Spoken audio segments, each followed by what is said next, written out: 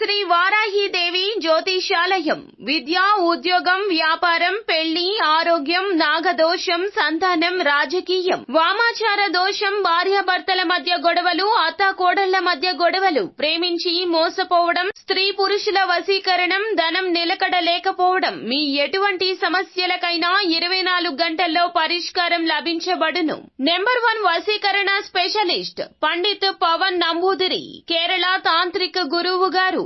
Phone number 9043637512. Hi friends, అందరికీ నమస్కారం అండి.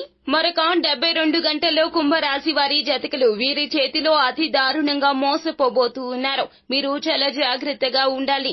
అమాయకత్వంగా ఉండవద్దునో, మొహమాటంగా ఏ పని చెయ్యతో, ముఖ్యంగా ఈ జాగ్రత్తలు తప్పక తీసుకోవాలి అంటున్నారు పండితులు.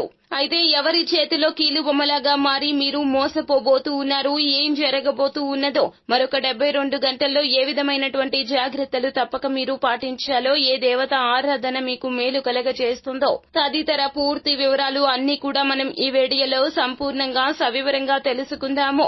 అంతకంటే ముందు ఫ్రెండ్స్, వీడియోని పూర్తిగా చూడండి. అప్పుడే మేము ఏం చెప్పబోతున్నామో మీకు అర్థమవుతుంది. వీడియో గనక మీకు నచ్చినట్లయితే గనక లైక్ చేయండి. మీ లైక్ మాకెంతో సపోర్ట్ అండ్ ఎంకరేజ్మెంట్ గా ఉంటుంది. ఇక ఆలస్యమే లేకుండా వీడియోలోకి వచ్చేద్దాము. మరొక 72 గంటల్లో మీరు తగిన విశ్రాంతిని తప్పక తీసుకోండి. అనారోగ్య సమస్యలు వచ్చే అవకాశం కనిపిస్తుంది. త్వరితగతిన అలసిపోతారు. అదనపు విశ్రాంతికి సమయాన్ని కేటాయించాలి. ఆస్తి రూపంలో మీకు చాలా వరకు కూడాను ధనమైతే రాబోతూ ఉన్నది. అయితే ఆకస్మికంగా వచ్చే ధనం గురించి ఎవరితో చర్చించవద్దు. మరి ముఖ్యంగా బయట వ్యక్తులతో అస్సలు చెప్పొద్దు. మీరు ఎంత నమ్మకస్తులు అయినా, ప్రియమైన వారు అయినా కూడాను మీకు వచ్చే ధనం గురించి ఎవరితో కూడాను సంప్రదింపులు మాత్రం చేయొద్దు. అలాగే ప్రతి విషయాన్ని రహస్యంగా ఉంచండి. షో ఆఫ్ మాటలు మాట్లాడడం మానివేయండి. లేకపోతే గనక ఖచ్చితంగా మీ యొక్క మాటల రీత్యా మీకు నష్టం కూడా వాటిల్లవచ్చును. అలాగే చేసే ప్రతి పని విషయంలో కూడాను 1-2 సార్లు ఆచితూచి చేయండి. శత్రువుల మీద ఒక కన్నేసి ఉంచడం మంచిదిగా చెప్పడం జరుగుతుంది. మీతో మాట్లాడేటప్పుడు ఎవరైనా సరే ముభావంగా మాట్లాడినా వారి యొక్క విషయంలో కలగ చేసుకోవద్దు. ఎందుకంటే వారికి ఉన్నటువంటి కష్టాన్ని, దారిన పోయే దరిద్రాన్ని నెత్తికి తెచ్చుకునే ప్రయత్నం చేయొద్దు. వారికి ఉన్నటువంటి కష్టాన్ని తొలగించే ప్రయత్నం చేసి ధనాన్ని కూడా వృధా చేసుకుంటారు. అర్హత లేని వారికి ధనం అనేది మీరే మీ చేతులతో అప్పచెప్పే ప్రయత్నం చేస్తారు.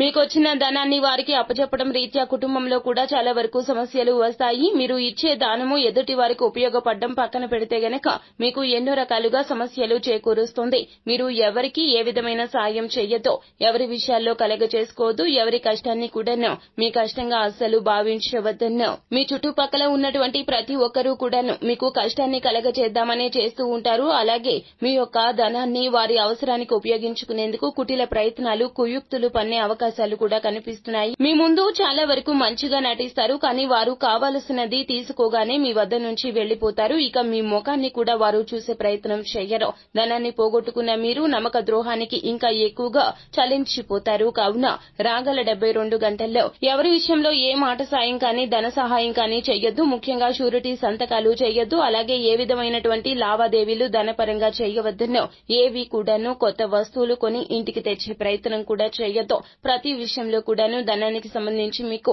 నమ్మక ద్రోహం జరిగే అవకాశం ఉంది. కావున ఈ జాగ్రత్తలు తప్పక పాటించండి. శివారాధన మీకు మేలు కలగ చేస్తుంది. అలాగే అనునిత్యము కూడాను కనకదార స్తోత్ర పఠన పారాయణాన్ని గావించండి, మేలు కలుగుతుంది. సో ఫ్రెండ్స్, చూశారు కదా, ఈ వీడియో గనక మీకు నచ్చినట్లయితే గనక లైక్ చేయండి. మరిన్ని వీడియోస్ కోసం మా ఛానల్ ని సబ్స్క్రైబ్ చేసుకుని పక్కనే ఉన్న బెల్ ఐకాన్ లో ఆల్ టాప్ చేయడాన్ని మాత్రం అస్సలు మర్చిపోవద్దు. Thank you.